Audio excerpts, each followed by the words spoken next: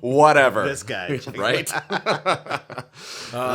Something on your mind, guys? Are you really going to look us in the face and say that this is the best of 2015? Well, not really the best, more like noteworthy. You didn't even watch some of the biggest shows that came out. What's the matter? Your Hulu subscription canceled? You couldn't afford your Chromecast? Oh, you're gonna be waiting for Apple TV? I'm waiting for Apple TV. Me too. Yeah. Come on, guys, that's not fair. There are so many shows. I couldn't possibly watch all of them. Seriously, what happened that made it so you couldn't watch these TV shows? Did you get an exclusive interview with a highly influential businessman who's super rich, and then he invited you onto a date and took you back to his place and showed you his weird and awkward sex dungeon and made you explore your weird sexuality until you ended up having to leave because you didn't like the way you were being treated? Isn't that the plot of 50 Shades of Grey? No. What? All right, I mean, I get it. I may have missed some of the big ones. Where's your review of Fargo? The Nick. How to Get Away with Murder? Or The Leftovers. Or The Bachelor? You like The Bachelor? I love The Bachelor. Yeah.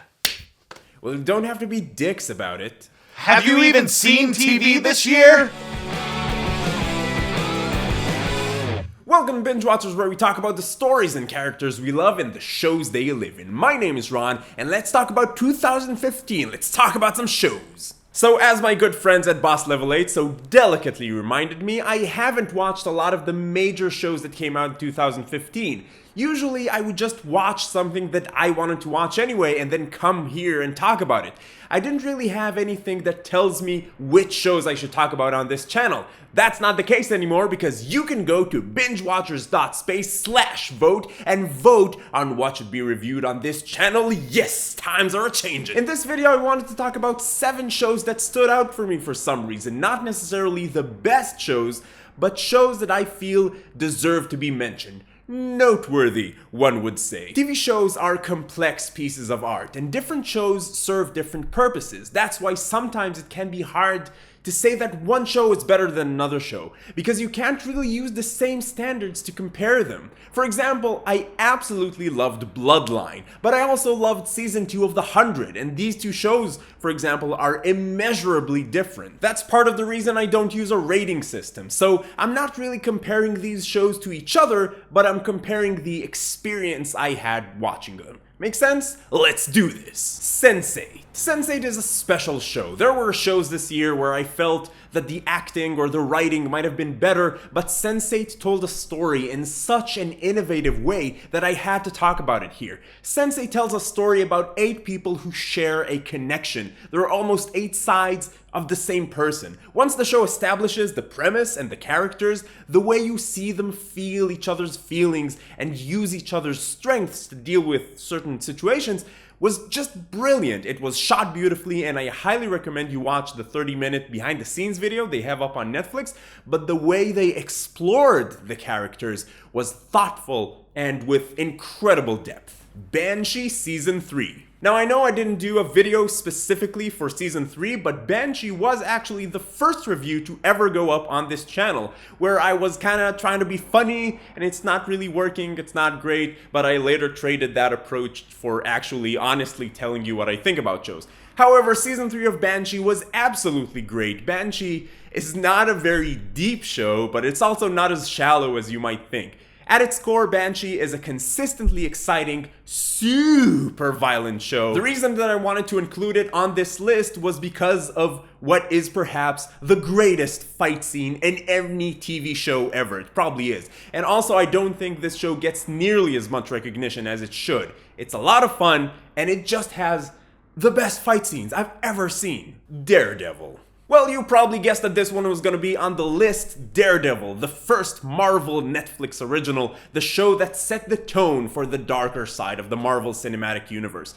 One of the things that I loved the most about Daredevil is that it's a crime drama. Much like Jessica Jones, it's not a superhero show. It finds a balance between having style and paying tribute to the source material and just having you take it seriously. Also, the fact that the season was just as much about Wilson Fisk as it was about Daredevil was incredible, because Wilson Fisk was one of the most compelling villains of 2015, maybe on TV ever, with the other one being Kilgrave on Jessica Jones, obviously. Daredevil and Jessica Jones were both great. I just enjoyed Daredevil like a tiny little bit more. Doctor Who Season 9. As a Doctor Who fan, I needed Season 9. Season 8 introduced us to Capaldi as the Doctor, and I liked him, but the season was kind of shaky, and it was evident that he really didn't find himself as the Doctor yet. Season 9 had great, fun, clever standalone stories, along with a good overarching story and an incredible finale. It showed us the sadder and darker sides of the Doctor, as well as the fun, weird ones. It was everything I wanted it to be, and I absolutely loved it. Jeremy Johns said in one of his recent videos that he's a fan first and a critic second, and I can totally relate to that. I'll always love Doctor Who, and when they do something right, it hits me where I live. Mr. Robot. Mr. Robot was such an impressive show. It had such a unique visual style. I love that about shows. I love it when a show makes you feel something just by the way they frame their shots, the colors, just how everything looks. Mr. Robot is also an incredible character piece. It shows us this introspective process Elliot, the main character, is going through, and it also forces you to think about a lot of the things you might take for granted in the world and how they might work behind the scenes. The acting, the writing, the message, the whole package, this is an important show to watch. Master of None. I can't really say that Master of None was one of my favorite shows of the year. I liked it a lot, but still, I watched a lot of good shows this year. I still wanted to mention this show here because it's a special kind of comedy. Besides being funny and clever, this show feels like it presents you with a situation and asks you, what would you do? How would you behave? I found myself thinking how I would handle these situations myself all the time while watching this show, and I think that's a pretty incredible thing for a show to do. And to close off this list, the masterpiece, Heroes Reborn. Kidding, of course, Heroes Reborn was awful. It just took a few things that were cool about the first season of Heroes and all the things that didn't work about the later seasons and just mash them together into a reboot. What happened there? To really close off this list, a real masterpiece, Bloodline. Bloodline is probably not for everyone. It's a very slow, character-driven drama. It's an investment. It takes a lot out of you. But if you do get into it, it's one of the most engrossing experiences on TV this year. Beautifully acted, beautifully shot, a gripping story, some of the most fleshed out characters I've ever seen, and I can't wait for season 2. I absolutely love this show. My wife didn't like it. She thought it was boring. I didn't think it was boring. I thought it was the opposite of boring. Gnirob. And that's it. Thank you for an awesome year. Thank you for sticking with me. I'm looking forward to doing some awesome things on this channel in 2016. And a huge thanks to all the awesome creators that I've met during this year and helped me make cool stuff or let me be on their stuff.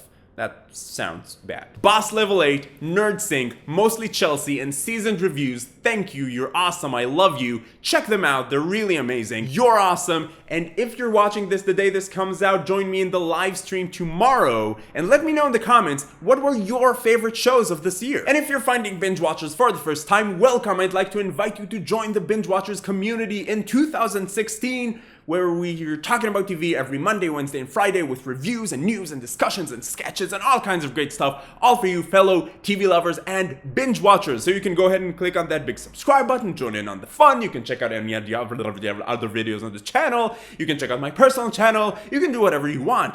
But in any case, keep binging, and I will see you